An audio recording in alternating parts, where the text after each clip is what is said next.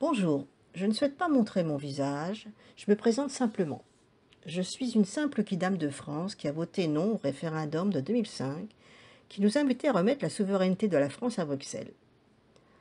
Lorsque notre décision majoritaire a été trahie par le traité de Lisbonne, j'ai d'abord été surprise, puis outrée par cette trahison acceptée par tous les partis politiques. Quelques années plus tard, j'appris que la loi française condamnait cette trahison par l'article 16 de la Déclaration des droits de l'homme de 1789, qui invalidait la constitution existante, c'est-à-dire que la France actuellement est sans constitution valide et donc sans loi.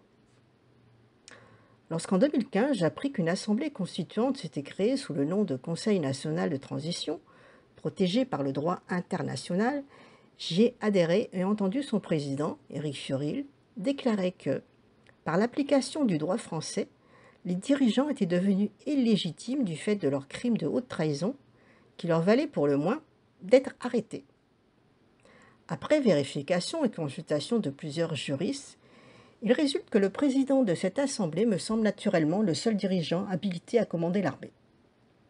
Comme ce n'est pas un politicien, il est tenu à l'écart du monde public et persécuté par cette mafia gouvernementale, mais il est toujours là, et tout récemment, il nous assurait de ne pas comprendre pourquoi l'armée refusait d'accomplir son devoir de protéger la nation, donc le peuple français.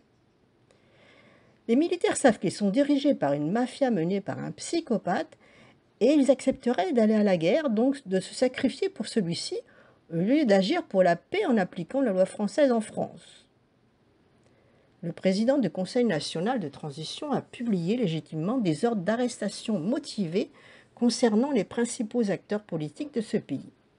Qu'attend donc l'armée pour défendre sa nation, le peuple souverain, en arrêtant ses dirigeants mafieux et en facilitant la mise en place de ce Conseil national de transition dès ce 10 septembre qui est annoncé, ce qui permettra au peuple de déterminer une nouvelle constitution, de nouvelles règles pour la France qui profiteront à tout le monde.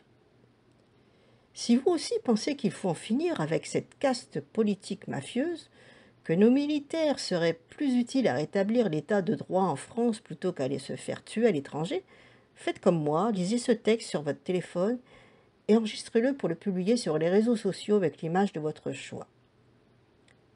Rendons notre appel viral et l'armée sera bien forcée de nous entendre.